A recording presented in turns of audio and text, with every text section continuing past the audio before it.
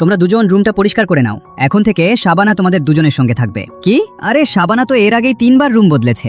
1-2বার বদলালে অন্যদের দোষ হতে পারে, কিন্তু সে তো 3-3বার রুম বদলেছে। আমরা তাকে আমাদের সঙ্গে রাখবো না। আমি কিছু শুনতে চাই না। যাও রুমটা গুছিয়ে রেডি করো। আমাদের তো কপালই খারাপ, শেষ পর্যন্ত এই ঝামেলার পুটলিটাও আমাদের ঘাড়েই এসে পড়লো। একটা কাজ করি, এমন কড়া কড়া নিয়ম বানাবো যাতে সে নিজেই পালিয়ে যায়। হ্যাঁ, একদম পারফেক্ট আইডিয়া। হাই, আমার নাম শাবানা। হ্যাঁ শুনেছি তোমার নাকি রুম বদলানোর বেশ শখ আছে। শোনো, আমাদের কিছু নিয়ম আছে। প্রথমত, নিয়মিত পরিষ্কার পরিচ্ছন্নতা করতে হবে। দ্বিতীয়ত, বিকেল 4টা থেকে শুধু পড়াশোনা করতে হবে। আর তৃতীয়ত, প্রতিদিন সকালে ঘুম থেকে উঠেই জগিং করতে হবে এবং রাত 10টার আগেই ঘুমিয়ে পড়তে হবে। ইয়ার, নিয়মগুলো তো ভালোই মনে হচ্ছে, তাহলে সে রুম বদলায় কেন? শাবানা, এই নাও, তোমার জন্য লস্যি এনেছি। Thank you.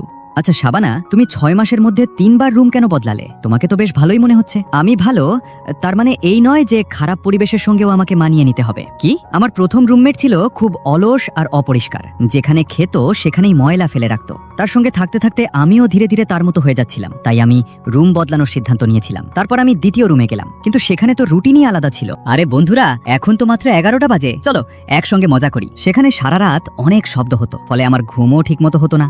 এতে আমার পড়াশোনাতেও প্রভাব পড়তে শুরু করেছিল। তাই আমি আবার রুম বদলাই। আচ্ছা, এখন বুঝতে পারছি পরিবেশ সত্যিই একজন মানুষকে বদলে দেয়। হ্যাঁ, তবে আমার মনে হয় তোমাদের সঙ্গে আমি খুব ভালোভাবেই মানিয়ে নিতে পারবো। একদম ঠিক করেছিস। খারাপ পরিবেশে থাকার চেয়ে জায়গা বদলে নেওয়াই ভালো। চলো চলো, এবার কথা বন্ধ করে পড়াশোনা শুরু করি। মানুষ যে পরিবেশে থাকে সেই পরিবেশের প্রভাব তার উপর পড়ে। জীবনে এগিয়ে যেতে হলে ভালো মানুষের সঙ্গে থাকা জরুরি, আর নিজের জন্য সঠিক পরিবেশ বেছে নেওয়া আমাদের অধিকার। বন্ধুরা, লাইক সাবস্ক্রাইব করে কমেন্টে জানাও আমি রুম বদলে ঠিক করেছি নাকি ভুল করেছি।